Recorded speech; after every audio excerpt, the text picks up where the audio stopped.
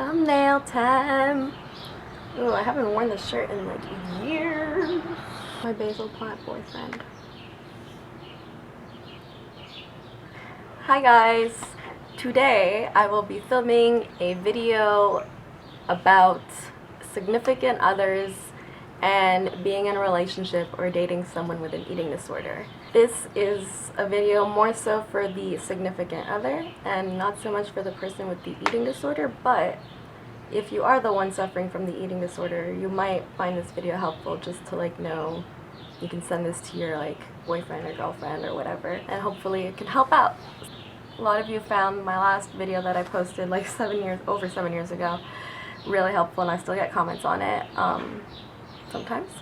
So I thought I would film a new version because when I filmed that video, it was in March of 2014, and at that time I had only been in one relationship, and since then I've been in 3 serious relationships that I can talk about, like the whole experience that like began and ended. So if you guys want to know more about how to be with a girlfriend that's like sicker, I guess, or like still sick, you can watch my old video that I posted, which I will link down below. Beware, it's like kind of cringy. Now I'm like more in a place of like recovery. I was in recovery back then, but like I've been through a lot more recovery time and relationships and stuff like that. To begin, I have my notes, obviously. I spoke about intimacy a lot in my last video, and I think I said the word sexy a million times. So if you guys want to know more about intimacy, check out that video. Like, I don't know who I was to say back then because I hadn't been that intimate. I was like only 18, I think, yeah, 18 at that time, and like, to be honest, I hadn't even lost my virginity yet. Who was I to speak, you know? So I think I'll do that separately, like losing my virginity when I was in recovery. It was awkward. I'm a skating coach and I have little kids that I teach, so I would really need to make that video like 18 plus or something. I don't want to be the one giving them the talk, you know, it's not up to me to be doing that. The whole thing for when you're dating someone with an eating disorder is that they are really self-conscious, even if they don't show it or tell you about it or even are conscious of it themselves. They care a lot about their appearance and their weight. Eating disorders are all about a fear of gaining weight, so naturally I think the #1 thing to know is to not comment on weight. Not only the individual you're dating's weight, but also people that like you'll see, or like on TV, for example. From my own personal experience, for example, I had one ex that would watch what he ate, count his macros and stuff, just for like aesthetic reasons. He wasn't an athlete or anything.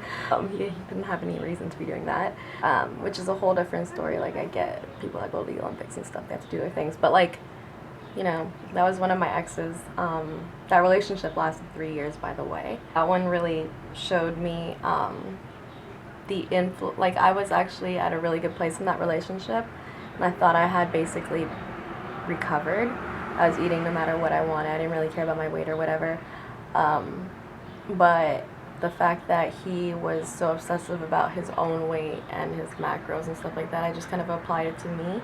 And I had like my worst relapse since I had been in the hospital, like, with him, and then we broke up at the peak of my relapse. That's like one thing that can really ruin it all, I guess, because if it hadn't been for that, it wasn't that great of a relationship, but like, I don't think it would have ended eventually, but I don't think it would have ended over my eating disorder, you know? That was from 2014 to 2017, by the way. The summer of 2017 is when I had my last relapse. That was really bad. Really bad. It was like my worst relapse since the hospital. Yeah. After that, I dated for a little bit, but then I quickly got into another relationship that lasted a year. And that relationship, I learned a lot about like what could be helpful with like what the significant other can do that would be helpful for the person suffering with an eating disorder. Because even though the relationship only lasted 1 year compared to my other ones that were a lot longer, I feel like this one was the most serious. We lived together, also because we were older, and yeah, it ended really badly, but I mean, some things were really helpful. Like, for example, if you guys live together, or if often you guys are like sleeping over at each other's place, or like staying together for like the time, like a meal time, like breakfast, lunch, or dinner, which, like, if you don't really know what time she eats at or he eats at, someone unsent me a message. If you don't really know when they eat, just like kind of assume that when you wake up you eat breakfast, and then after that, like 4 hours after you wake up, you'll have lunch, and then, you know, dinner after that, etc. It would really help, as long as she's like open to it and she's told you about her eating disorder and she's like open to being in recovery. Something that could be really helpful is cooking for her or with her. I've always had a really hard time with breakfast, and one thing that my ex did was he didn't have to make me breakfast in the morning, just the fact that he would put out the plate that I would eat in, with like the utensil that I would eat with, like the fork or whatever, out on the counter with like a napkin. That was just enough for me to make my breakfast when I woke up in the morning. It's like he wouldn't be there during the day. It's helpful. Also, I find if you guys cook together, you know, or if you cook for her, to prepare meals for her. Sometimes I find personally it's easiest when I don't have to think about what I'm making, or like sometimes it gets overwhelming to think about like what recipe to follow, what to eat, what to cook, what to buy for groceries and stuff like that. So if you can lend a hand in that, it would actually be really helpful. Like, from the point of view from someone who doesn't have an eating disorder or no experience with it, like, I could see how it's just a small thing, like making a grocery list for her, but like it could be the most meaningful thing as anyone's ever done for them. I find a grocery list, like making my own grocery list, was so difficult until my nutritionist taught me how to make one for me. Like, groceries, no problem, you know? So that's something that could be really helpful. Help her with her grocery list, or doing groceries with her or for her or whatever. And word of caution, when a girl or boy or whoever suffering with an eating disorder is more like in their illness and not so much in recovery or conscious that they have a problem, they're not going to be responsive. They're not going to respond very well to these tips that I'm telling you guys. Because unfortunately, when someone is sick, they don't think they have a problem, they don't want to get better. I mean, not everyone, but like when you're really sick.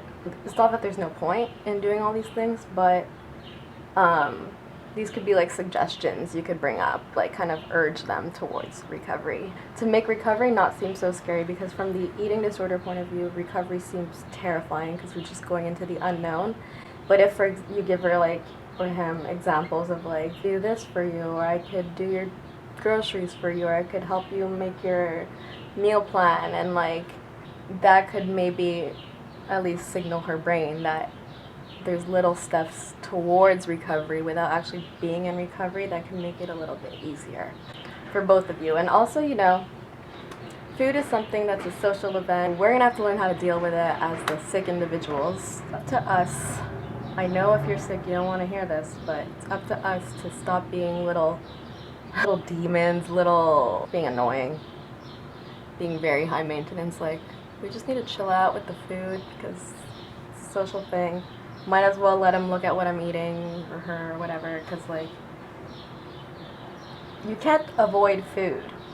It's just like, unless you want to die, you can't avoid food. You're gonna have to deal with it eventually. Other than that relationship, some things that aren't helpful that I learned from that relationship is like weighing yourself, or like having a scale at your place, like just blindly there. Just like, even when I wasn't living with my ex, he would still weigh himself in front of me, like at his place, and that would really bother me and it would trigger me.